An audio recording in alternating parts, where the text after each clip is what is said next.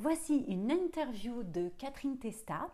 Il n'y aura pas d'image sur cette vidéo, mais ça vaut le coup de l'écouter pour refaire le plein d'optimisme et qui sait, peut-être que ça vous donnera des idées pour changer de vie et kiffer ce que vous faites.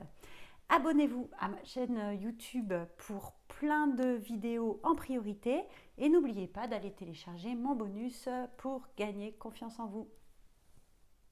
J'accueille, je suis toute seule, Catherine Testa.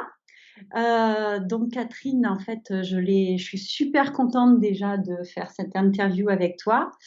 Et quand je te l'ai proposé sur Instagram, bon, c'est vrai que je te l'ai proposé, je me suis dit, oh, mais elle acceptera jamais. Et quand j'ai reçu la réponse oui, j'étais trop contente, voilà. Oui, tout le monde se dit que C'est vrai, c'est vrai. moi je me laisse vraiment aller, aux synchronicités. C'est-à-dire qu'il y a plein de messages que je ne vois pas, c'est une réalité. Ma boîte, j'ai 80 000 mails, donc ça déborde, mais quand je tombe dessus, que le mot est sympa, je dis oui, en fait. Je cherche pas à ce qu'il y ait, et je refuse plus les plateaux TV que les, que les interviews comme on va faire aujourd'hui. Ah ouais, bah, écoute, j'ai eu de la chance et c'est super, quoi. Voilà, voilà. Donc j'ai lu tes 2 livres, Oser l'optimisme et Oser être soi, même au travail, Mmh. qui est vraiment, un doublé, super, pour trouver l'optimisme dans sa vie, trouver ou retrouver du sens et puis, aimer ce qu'on fait ou bien changer et faire ce qu'on aime. On peut dire ça. Et savoir ce qu'on aime. Je pense que c'est la première étape, c'est qu'est-ce qu'on aime vraiment, qu'est-ce qui nous fait vibrer, qu'ils ne sont pas juste des projections de notre entourage. C'est vrai, c'est vrai, c'est vrai. Et d'ailleurs, il y a une citation dans ton deuxième livre que j'ai retenu, qui m'a beaucoup parlé, c'est la vie des autres, c'est la vie des autres. Eh J'ai adoré oui! ça, C'est hein. la langue des oiseaux. Tu sais, je ne sais pas si tes auditeurs connaissent, donc c'est cette notion du poids des mots quand on les décompose. Et il y en a plein partout. Tu Eh vois? oui, Merveilleuse, mère qui veille, c'est vrai. étrange, être, ange. Il y en a, mais des magie, la magie, enfin, il y en a tellement dans la langue française. J'adore me prêter à cet exercice Ah ouais, de tous ouais, ces ouais, c'est mots vrai. qu'on peut décomposer et qui ont finalement un sens qui est souvent corrélé avec, le sens premier du mot. Ouais, ouais, ouais. En tout cas, là, c'est vrai que c'est très, très parlant, quoi. Mmh. Donc voilà, donc ces bouquins-là, moi, je les conseille, bah, parce qu'en fait, quand on les lit, mais même les garder un petit peu près de soi et puis ouvrir une page comme ça, on voit toujours une petite phrase qui nous rebooste. C'est vraiment super chouette et c'est aussi ce que j'ai envie de faire passer, voilà, lors de mes accompagnements, en coaching. Donc voilà, je recommande ces 2 bouquins. Et petit prix, tu n'as pas dit qu'il ne valait que 5,95 €. Ah mais oui, oui, oui, donc Non, mais oui. c'était en fait, je veux le dire parce que souvent, on se dit: «Oh là là, je vais pas l'acheter, c'est un peu cher et puis je suis pas lecteur, je suis pas lectrice» et moi, cet objet, je l'avais voulu enfin, ce livre, je l'avais voulu comme un objet et c'est exactement ce que tu décrivais. Il y a des petites phrases un peu positives qu'on vient picorer, qu'on vient piocher, pour ne pas que ce soit, entre guillemets, «accablant» et le petit prix, je me disais: «Ça va n'importe qui peut se l'acheter, c'est moins qu'un paquet de clopes, en fait». Limite Ouais, les 2 dans 6 c'est mois vrai, vont c'est valoir vrai. la somme des 2 va valoir moins qu'un paquet de clopes et c'est mettre la main le pied un peu à l'étrier et c'est vrai que c'est pas normal, hein, pour une maison d'édition surtout en première écriture d'un livre, d'aller le proposer en format poche, mais moi j'y tenais vraiment, vraiment, vraiment beaucoup. Donc c'est pour ça, Ah ouais. je parle de son prix, non pas enfin, c'est parce que ça me fait gagner un livre qui est important dans l'affaire, c'est surtout que allez-y. Essayez, osez, même si vous n'êtes pas lecteur. Oui, puis c'est vrai que tu as raison d'en parler parce que c'est quand même important, surtout en ce moment, on en reparlera, mais c'est vrai que voilà, pour pas grand-chose, on s'achète, les 2 bouquins, et ça fait tellement de bien, quoi. Ça fait tellement de bien. Non, mais Moi, c'est vrai. ça me fait plaisir que toi, avec ton regard de coach, voilà, tu trouves que ce soit des outils. Enfin, pour moi, c'est un outil, tu vois. C'est un outil Ouais. voilà, qui est proposé comme tout un tas d'autres outils. Et ça me touche beaucoup que des coachs, et il y en a beaucoup qui le recommandent dans le monde professionnel, dans le monde personnel. Et c'est très touchant, en fait, quand on est auteur. Bien sûr, ouais, je comprends. Donc, parlons de toi. Alors, Catherine, tu es la figure de l'optimisme en France, hein, depuis la création de ton site l'optimisme.com. Ouais, alors oui, bah, c'est Hein? gentil de le dire comme ça, hein. J'ai quand même quelques philosophes qui sont venus, allez, on va dire contemporaines peut-être, mais il y a quand même quelques philosophes qui, qui qui m'ont précédée sur la thématique de l'optimisme. Oui, mais ce que je veux dire, c'est que, parce que toi, donc avant, tu étais à New York où tu Mmh. étais partie travailler et en Mmh. fait, d'après ce que j'ai compris, alors tu vas nous expliquer, mais tu as décidé de créer cette plateforme, hein, quelque part ce site, Mmh. mais malgré le fait que l'optimisme en France, c'était pas trop ça. C'est pour cette Oh là raison que là. tu dis ça, en fait.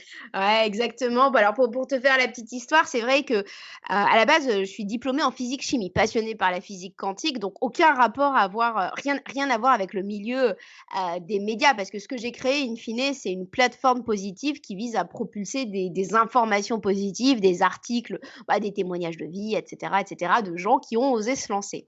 Et c'est certain que, bah, quand dans mon ancienne vie, parce que je sais pas, si tu dois le voir passer souvent, toi, auprès de ceux que tu coaches, on a plusieurs vies dans une vie. La réalité, elle est là, c'est qu'on a des prises de conscience, et cetera, et cetera. Et avant, j'avais ce qu'on appelle le meilleur en soi. Aux yeux des autres, j'avais Bien sûr. pardon, Tes souhaits. excusez-moi. Aux yeux des autres, j'avais, atteint ce qu'on pouvait, voilà, ce qui représentait une forme, de réussite. Je vivais à New York, je travaillais dans le développement durable, donc vraiment un domaine qui est passionnant en plus. J'adorais mon boss, mes collègues, enfin vraiment la vie parfaite en fait de ce qu'il fallait cocher sur le papier. Et un jour, je me suis dit: «Mais il y a un truc qui me tracassait». Après, j'ai travaillé dans le marketing et dans le digital et je me suis dit: «Mais comment ça se fait qu'on est en train d'envisager 2 énormes révolutions sociétales en fait, 2 énormes sujets qui sont le digital et le développement durable et qu'on n'envisage pas l'humain là-dedans?» On se pose pas la question de nous en tant qu'hommes, en tant qu'humanité, en tant que personne. Mmh. Et j'étais convaincue, enfin, tu vois, tu parlais tout à l'heure en France, l'optimisme, ça ne comment on peut parler d'optimisme en France? On est les plus pessimistes au monde dans pas mal d'études et autres et je me disais: «Mais en fait, c'est une caricature, en fait, de se dire que l'optimisme est le bienheureux naïf». Sincèrement, quand tu as bossé dans le Mmh. développement durable et dans le marketing digital, autant te dire que tu pas limite, tu tends plutôt à la collapsologie, à savoir la théorie de l'effondrement que à l'optimisme, hein. Faut quand même C'est ça, c'est ça. voilà, faut le dire. Et donc de fait, le fait de me lancer sur l'optimisme, ça paraissait curieux parce que, ben, comme tu l'évoquais, j'ai tout plaqué, j'ai changé de job, de vie, je connaissais rien à l'entrepreneuriat, de mec, de pays parce qu'au démarrage, je suis partie en Espagne après. Enfin bon, bref, tout changé pour, lancer et parler d'optimisme en France et ouais, on va dire que c'était quand même un défi à relever. Ah ouais, c'est un virage, incroyable, quoi. Et Et qui montre que tout est possible, tu vois? Finalement, j'ai incarné l'optimisme de par mon propre parcours. mais c'est ça qui est génial. C'est vrai que quand on regarde ton parcours, on se dit: «Mais waouh, mais à la limite, elle l'a fait, pourquoi Exactement. je vais pas tenter?» Voilà. Et Et surtout, moi, je suis vraiment la personne lambda, tu vois? J'avais aucune connexion, je connaissais rien à l'entrepreneuriat. Moi, mes parents, c'était des salariés qui avaient fait une sorte de, enfin, qui avaient monté les échelons dans des entreprises traditionnelles, mais aucun goût de l'entrepreneuriat dans ma famille, enfin, vraiment, pas aucun dans mes potes. Enfin, j'avais un copain ouais, voilà, entrepreneur c'est à ça, l'époque, c'est donc et je partais vraiment comme n'importe qui. Pour le coup, zéro connexion, zéro, enfin, je faisais pas partie d'une quelconque élite, je connaissais aucun journaliste, enfin vraiment, je suis partie ah de zéro. ouais. Ouais, c'est vraiment la page blanche, quoi. Page blanche. Et je m'en suis pas rendu compte, je crois, sur le coup, hein, tu vois? Mais mais voilà, là, comme quoi l'optimisme, ça mène à tout. Ouais, c'est génial, hein. Et comment tu t'es sentie, enfin, je veux dire, quand tu as pris la décision, Ça a été du jour au lendemain ou ça a été Oula, mûrement non, réfléchi et puis j'aimerais bien dire que ça a été du jour au lendemain. Alors, souvent, je dis à ceux qui veulent bien m'écouter que la période la plus dure est l'incertitude. Ce moment ouais, où tu te dis que tu as envie de faire quelque chose d'autre, que tu le répètes parfois à ton entourage. Ah là là, moi, et puis moi je répétais, ah, j'ai envie de créer un média positif. Je trouve que les actualités, elles nous envoient trop de négatifs, tu vois. Et je le répétais, je le répétais, je le répétais. Puis je disais, ah, j'ai envie d'aller vivre en Espagne. Je parlais pas un mot d'espagnol, tu vois. Enfin, et tu vois, pendant à peu près 2-3 ans, en fait, j'ai répété ça. Mon idée a démarré en 2012. Hein. Sauf que on se trouve toujours une bonne excuse. Ah bah oui, bah je vais y partir après. C'est allez encore un petit séjour à New York ou alors ah bah tiens faut que je parte en Chine, je verrai après. Ah bah il y a les vacances, je verrai après. Ah bah mon mec change de job. Enfin tu vois, tu te ouais, trouves toujours une sorte d'excuse qui fait qu'à la fin tu te crois même plus toi-même. Tu vois quand je disais à mes potes non mais un jour je vais le faire en fait. Mais enfin mes potes n'y croyant même plus parce qu'ils se disent ouais enfin bon bref tu vois c'est la même chose quand bah je veux devenir artiste ouais quand, voilà tu vois et ouais. du coup cette période je pense que c'est la pire parce que même toi tu n'as plus confiance en ta propre action et moi j'aimerais bien te dire que ça a été mûrement réfléchi mais je me suis quand même rendu compte que je suis plutôt une passionnée et mon ancien métier me passionnait hein, disons ce qui est et j'arrivais pas à faire les deux tu sais tout le monde te dit bah essaie de faire des trucs un peu en parallèle moi j'y arrivais pas vraiment j'étais bah j'avais pas assez d'énergie en fait et à un moment donné il y a eu 2 choses concomitantes. La première, c'est que je me suis dit: «Mais si moi, je me fais même pas confiance dans ce projet, comment je peux attendre que d'autres me fassent confiance?» tu vois? Si Mmh. j'ai un peu, alors pour parler vulgairement, le cul entre 2 chaises, ça veut dire que je ne me fais pas moi-même confiance. Comment tu veux attirer la confiance des autres? Donc ça, c'était C'est la première vrai. chose et la Mmh. deuxième, ça a été sur, un jour, je sais pas, j'étais à mon boulot, un jour lambda, tu vois? Et je vois une citation passer et je ne sais pas qui a publié cette citation. Je me rappelle encore exactement du décor. Un truc qui passe sur Facebook: «Si tu n'aimes pas l'endroit où tu es, bouge, tu n'es pas un arbre». Mais Ah, alors en anglais ou en espagnol ou en allemand, je sais pas, tu vois? Je sais pas je ne sais même pas qui a dit ça. Moi, je l'ai mis dans mon livre, mais c'est pas de moi, c'est d'un inconnu sur internet qui a dit ça il y a en 2012, enfin dedans 2015 du coup, c'est ça qui m'a fait partir. Ce jour-là, ah, je me suis dit, et comme quoi, tu vois, on peut se moquer des citations, hein, on peut, c'est pour ça que moi je continue vraiment à en propulser sans arrêt parce qu'on se rend pas compte de l'impact que ça peut avoir sur quelqu'un. Il y a un inconnu dans le monde qui m'a fait changer de job, qui a fait que j'ai créé l'optimisme et qui fédère autant de gens aujourd'hui. c'est vrai, c'est vrai et c'est marrant ce que tu dis parce qu'en fait, peut-être aussi que le fait de le penser longtemps, de te dire: «Mais un jour je ferai ça», mais même si tu avais peut-être une peur qui t'empêchait d'y aller, il y a un jour où effectivement, l'envie a été plus forte que la peur, quoi. C'est exactement ça et tu peux pas le un jour ça arrive, tu vois? Souvent Ouais. et puis cette période d'indécision, en plus, on culpabilise parce qu'on se dit: «Mais comment les autres y font? Mais moi j'ai pas le courage», et puis enfin, tu vois? Tu as une sorte de culpabilité qui grandit, en fait et un jour ça vient et tu sais pas trop pourquoi parce que c'est un alignement, de tout un tas de choses, de ta vie perso, de ta vie pro, du lieu où tu vis, je sais pas, de l'alignement des étoiles, du mec qui a mis ça sur internet. Enfin, tu vois? Tu as une Ouais. sorte de truc qui fait, bah, c'est le moment et tu le sens, en fait.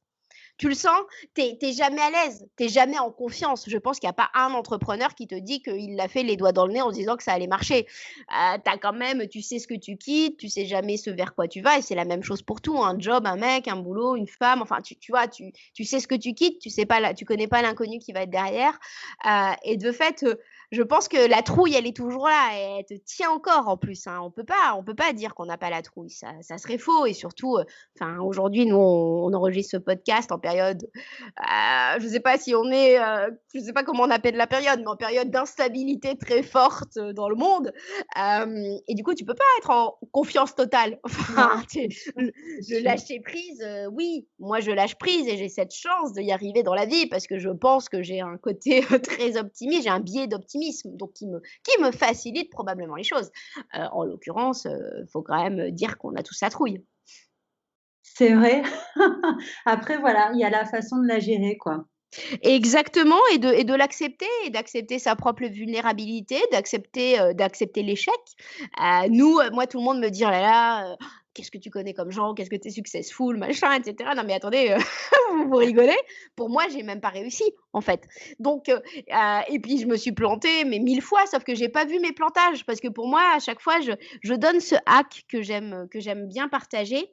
J'en parle dans le 2e livre d'ailleurs, c'est qu'au lieu de se dire que au lieu de me dire que je vais monter l'optimisme à média positif, tu vois? Je me suis dit: «Je vais regarder si les Français sont prêts à accueillir un journal qui parle des belles choses en France», tu vois? Mhm. Et Ouais. en fait, si ça avait marché, que ça marche ou que ça marche pas, je cherchais à valider ou invalider un scénario.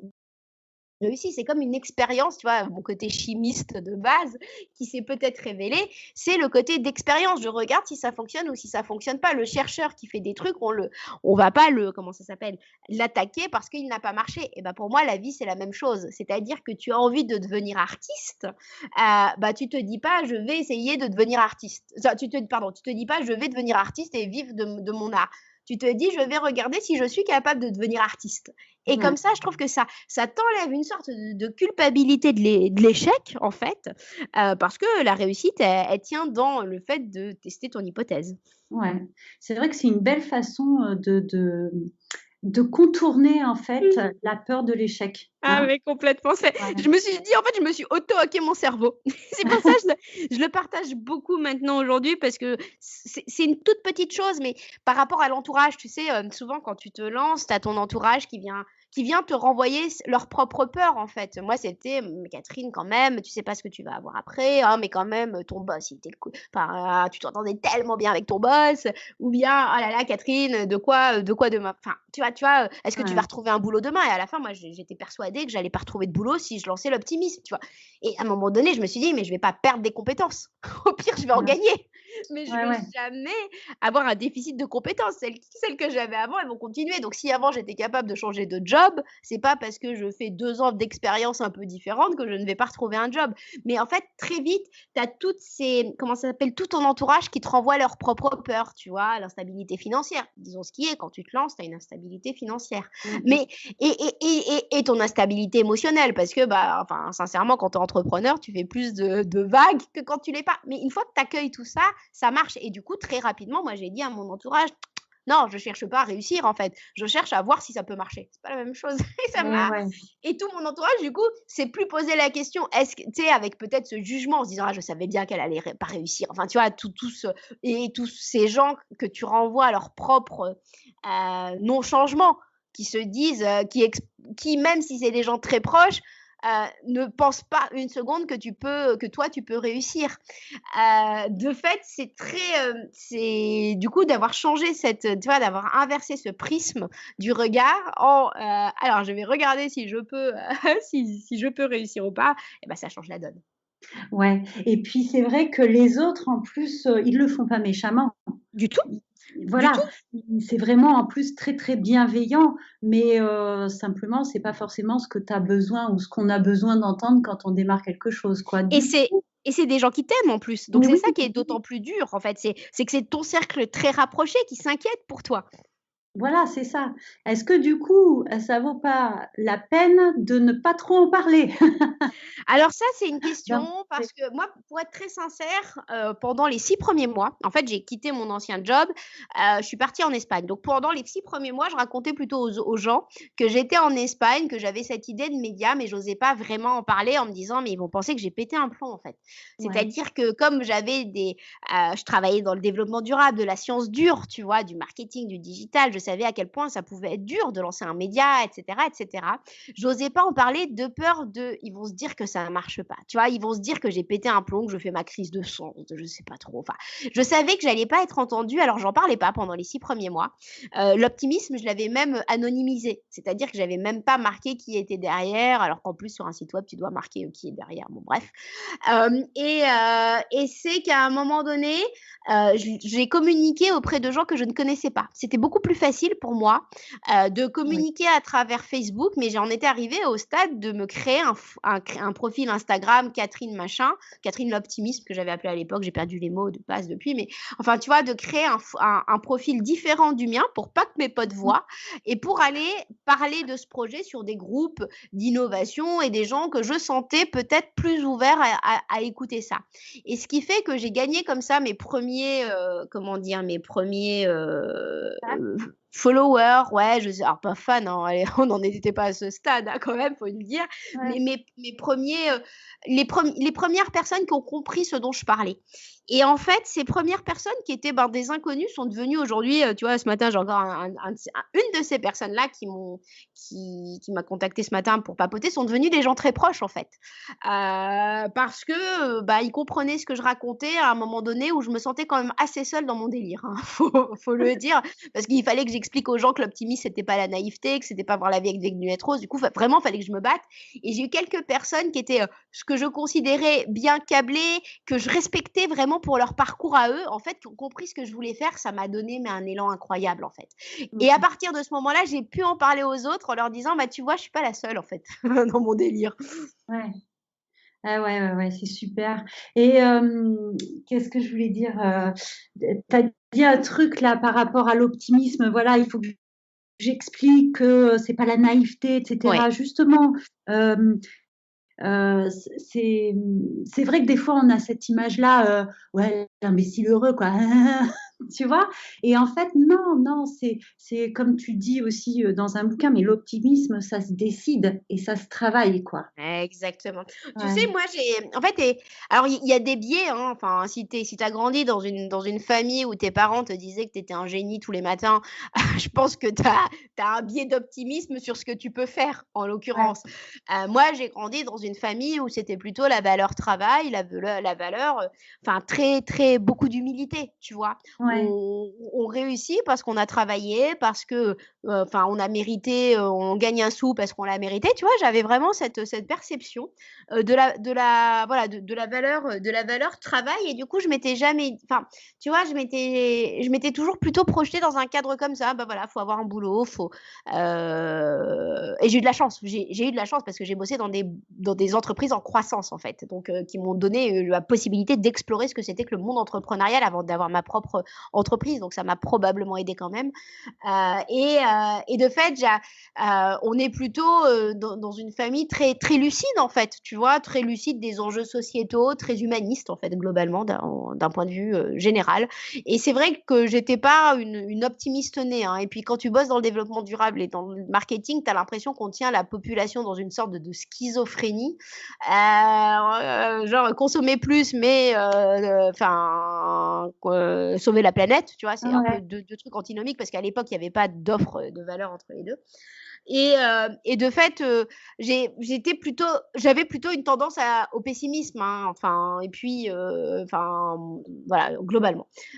Sauf que un jour, je me suis dit: «En fait, on ne peut pas se laisser aller au pessimisme pour construire la société de demain». Parce que j'ai toujours eu cette notion très, très humaniste qui était ancrée au corps en me disant: «On est la société», tu vois? Mmh. Nous, citoyens, nous, individus, nous sommes la société et c'est à nous d'y participer et c'est à nous d'agir dans notre quotidien et quel que ce soit sur notre parcours de vie personnel, que ce soit sur notre parcours de vie personnel, c'est nous qui avons les clés en main et on nous l'avait fait oublier. Je trouve que notre société nous a fait oublier que nous sommes maîtres de notre propre destinée. Ouais, c'est vrai. Ouais, c'est vrai. Et donc, du coup, Et l'optimisme, c'est se dire qu'on peut créer un demain plus chouette que l'aujourd'hui et tout faire pour y contribuer. Tu vois, c'est quelque chose de très actif, d'action. Sincèrement, il y a des jours où je me dis: «Non, mais c'est pas possible. Comment on peut en arriver à des absurdités comme ça?»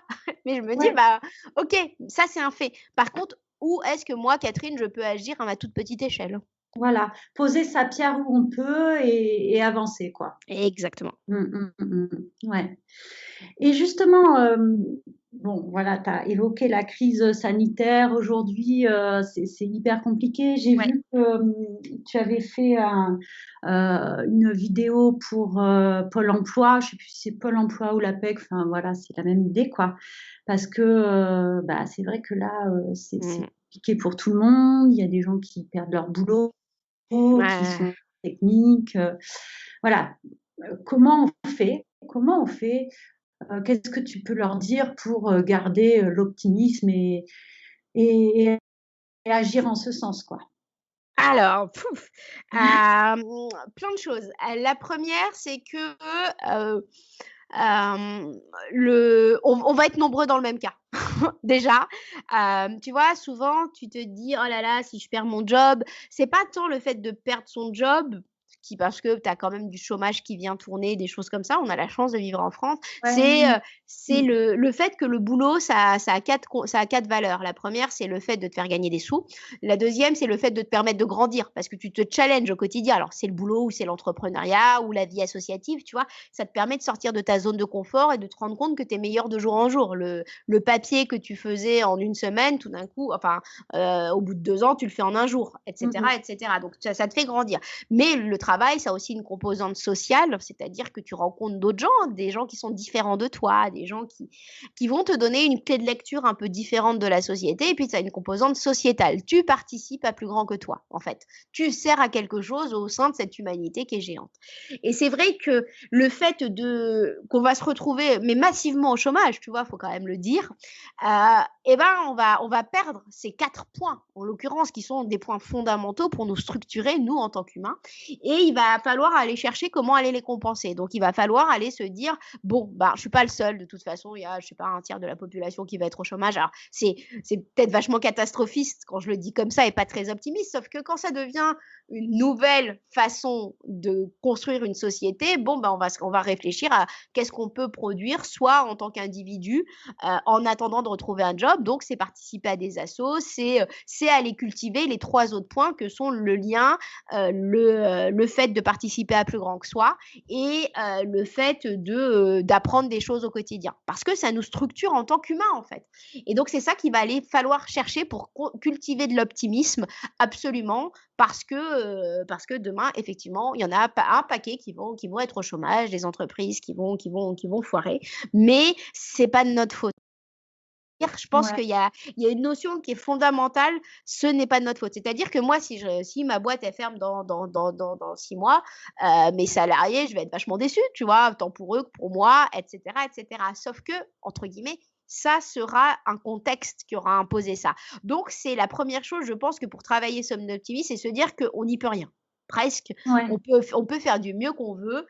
S'il y a plus de gens qui vont dans des restos, bah, le restaurateur, il peut cuisiner la meilleure nourriture au monde, fin de la il y a même pas de réflexion à mener et à avoir. La deuxième chose, c'est se dire comment je participe à ma contemporanéité, comment je reste acteur de mon vécu, de ma société. Donc et ça passe par aller, papoter avec sa voisine, par sourire à quelqu'un, tu vois? Il y a pas de petite action, en fait. ouais, Donc ça va être la deuxième chose, cultiver le lien, surtout, cultiver le lien parce qu'on est une humanité c'est fait de liens et si on cultive pas le lien, ça va être hyper compliqué. Ça va être j'ai envie de te dire pour moi, c'est les 3 points. À l'heure actuelle, profitons de l'instant présent. Profitons de l'instant présent, c'est terrible à dire, hein, parce que, enfin, je veux dire, les optimistes, ils ont, des personnes qui sont âgées, ils ont, des gens qui sont, vulnérables autour d'eux, ils ont des boîtes, ils perdent leur job, ils sont pareils que les autres. Sauf qu'ils se disent: «OK, à l'instant T, où est-ce que j'en suis moi aujourd'hui, ce jour du mois d'octobre, novembre, décembre, peu importe. Est-ce que j'ai mon job ou pas? Est-ce que» tu vois? Parce qu'on a tendance à se projeter dans une peur de demain. Mais oui, mais demain, on ne peut pas l'anticiper en fait. Donc de fait, l'enjeu, c'est vraiment à l'heure actuelle, pour tous ceux qui écouteront ce podcast, de se dire, je focalise absolument sur l'instant présent. Je suis dans l'instant, je suis dans le vécu, j'ai un job, j'ai une famille, voilà, je savoure, parce qu'en plus, si on ne savoure pas l'instant présent, demain, on s'en voudra. ouais, ouais, c'est vrai. Ouais, ouais, c'est vrai et en plus, ouais, on réinventera à ce moment-là, selon ce qu'on aura sous la main et puis j'ai envie de dire, ouais, l'année dernière à la même époque, on savait pas du tout ce qu'on allait vivre. Donc aujourd'hui, on sait pas du tout où on sera dans un an, Exactement quoi. Mmh. et c'est faire preuve d'humilité aussi que de se dire: «Mais il faut que j'arrête d'anticiper des trucs que je ne connais Ouais, pas». Parce ouais, que demain, qui te dit qu'il y aura pas du revenu universel? Qui te dit que finalement l'économie existera encore? On ne le sait pas. Moi, l'économie peut avoir tombé, c'est une hypothèse, tu vois. Ouais, Notre c'est système vrai, ouais. économique peut avoir changé, etc., etc. Enfin voilà, pour moi pas d'hypothèse en fait. Pas Mm. d'hypothèse parce que je sais pas à quoi demain va ressembler. Peut-être que, je sais pas, tout le monde vivra à la campagne, plus personne à Paris. On n'en a aucune idée, tu vois. On sait pas. Mais il y a tout autant d'hypothèses et les hypothèses deviennent valides à partir du moment où on les imagine. Donc, c'est-à-dire que plus on va imaginer des scénarios catastrophes, plus on va courir à des catastrophes, en fait. Ouais. C'est l'inverse de l'effet placebo, l'effet nocebo, en fait. Ouais. Bon, bah oui, oui, oui, c'est vrai, tu as raison. Gardons l'optimisme, en tout cas, pour soi et après, au-delà de soi, quoi. Et c'est la meilleure façon de pas paniquer. Mm. Exactement. Et puis c'est quelque chose qu'on peut aller cultiver. S'entourer des gens qui ne sont pas catastrophistes, se détacher de l'information négative. Aller regarder Oui, l'optimisme.com. Mais ce que je veux dire, c'est nous qui avons notre responsabilité individuelle, en fait. ouais, on a le C'est-à-dire choix. que moi, de temps en temps, je me retrouve à regarder la BFMisation de l'information. Tu vois, je me retrouve à regarder pendant 2 heures BFM, un peu absorbée comme une sorte, tu sais, d'hypnose, limite presque malsaine, d'une sorte de voyeurisme oh là là, il y a un truc qui explose. Enfin, tu vois, cette sorte de. Ouais, C'est à moi de couper la télé.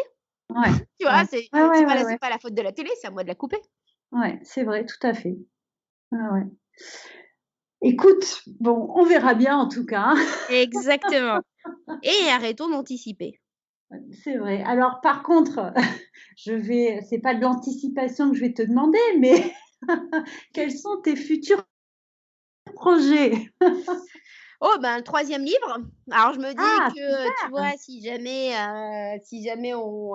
je sais pas quand est-ce que les gens écouteront ce podcast, donc mais je vais le recontextualiser. Nous sommes aujourd'hui le 23 octobre, donc si on reconfine, eh ben j'écrirai un livre, voilà. En cherchant, tu vois, à optimiser la période présente. Tu vois, c'est juste ça mon enjeu, c'est de se dire, je ne veux pas m'en vouloir de ne pas avoir vécu parce qu'on m'a donné la vie, à moi de la sublimer, tu vois, à moi ça serait faire un affront à la vie que de me dire que rien ne va. Du coup, ouais, c'est le prochain projet. Notre site aussi qui va changer sur l'optimisme.com. On va le rendre beaucoup plus participatif. Les gens vont pouvoir y mettre des articles eux-mêmes. En Ah, fait, parce qu'on se rend compte que nous, notre limite, en fait, elle est vraiment temps. On est une trop petite équipe, en fait. Et comme on veut rester complètement indépendant, on veut pas être financé par qui que ce soit.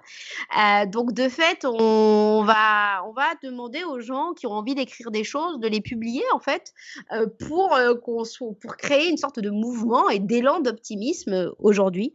Qu'est-ce qu'il y a d'autre comme projet? Enfin, et puis on en a plein. On invente toujours des nouveaux outils pour la petite boutique en ligne qu'on a sur ouais, l'optimisme.shop. Je fais beaucoup de conférences dans les entreprises, hein, ouais. parce que en fait, l'optimisme, on en a besoin partout, hein. La survie d'une entreprise aujourd'hui, elle passe par ses salariés. Et voilà, il faut oser l'admettre. Mmh. OK, super. Et donc j'ai deux trois petites questions à 100 balles à te poser. Vas-y, je suis prête. Alors, le meilleur conseil que tu aies reçu? Mieux vaut fait que parfait.